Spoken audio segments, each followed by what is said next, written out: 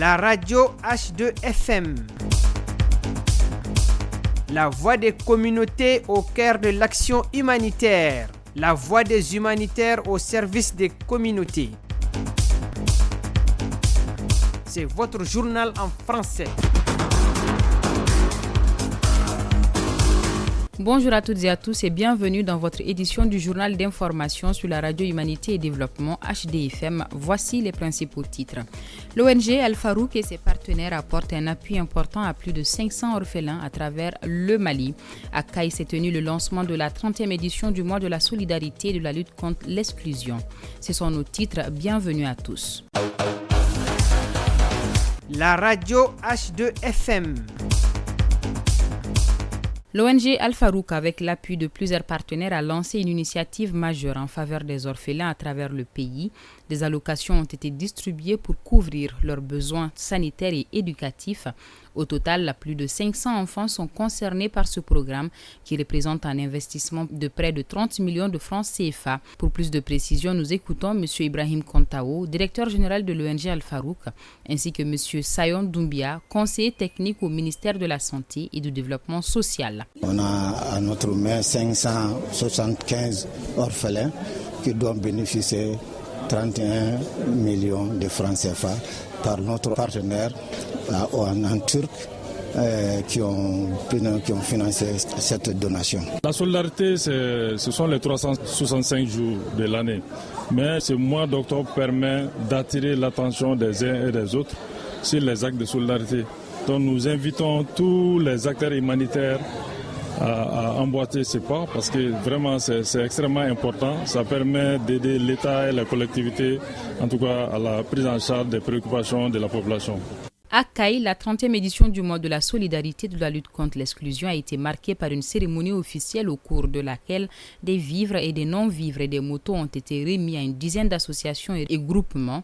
La cérémonie a été présidée par le général de brigade M. Moussa Soumaré, gouverneur de la région, en présence de M. Abdoulaye Koulibaly, représentant du parent régional, et de M. Amadou Bokoum, directeur régional du développement social et de l'économie solidaire de Caille. Écoutons-les. La solidarité est importante car elle renforce les liens sociaux, les inégalités et favorise le bien-être collectif en encourageant l'entraide et le soutien mutuel. Elle est essentielle pour la cohésion sociale, l'action collective et la résolution des problèmes communs. C'est sous la responsabilité du gouverneur que l'ensemble des parents et des agents de la Direction régionale de développement social et de l'économie solidaire de Caille que nous avons bien voulu entretenir un certain nombre d'activités. Je vais profiter de l'occasion pour non seulement féliciter mais remercier aussi les parents et les marraines qui ont bien voulu nous accompagner. Je lance un appel aux responsables politiques, administratifs, aux ONG, associations, opérateurs économiques et personnes de bonne volonté afin qu'ils multiplient ces actions pour donner à la solidarité tout son sens. Les actions multiformes sont d'autant méritoires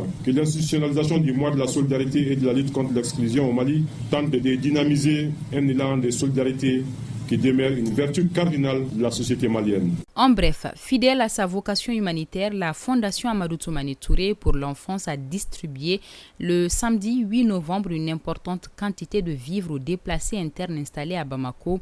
La cérémonie présidée par Mme Touré Lobo Traoré a permis la remise de 25 tonnes de riz, 25 tonnes de mil et 300 bidons d'huile et 300 paquets de spaghettis. Un appui spécifique a également été adressé à la région de Tombouctou avec la mise à disposition de 15 machines à coudre destinées à accompagner des initiatives féminines. La valeur globale de ce don est estimée à près de 59,6 millions de francs CFA. La représentation de la FAO au Mali a pris part à la première plateforme de dialogue régional pour l'Afrique de l'Ouest et du Centre sur l'action anticipatoire tenue du 28 au 30 octobre à Dakar, organisée par le CILSS à travers le Task Force Action Anticipatoire. Cette rencontre a réuni les principaux acteurs humanitaires dont la FAO, le PAM et OCHA. Les discussions ont porté sur la coordination régionale, les financements prépositionnés, les systèmes d'alerte précoce et les inondations permettant d'agir avant que les crises ne surviennent. Plus de 150 enquêteurs et enquêtrices des régions de Mopti, Bandiagara et Douanza prennent part à une formation consacrée au registre social unifié RSU. Cette session vise à préparer l'enrôlement universel des ménages dans 18 communes ciblées par le projet d'appui aux filets sociaux, à l'emploi et à l'entrepreneuriat des jeunes PAFEM. La formation est assurée par la Direction nationale de la protection civile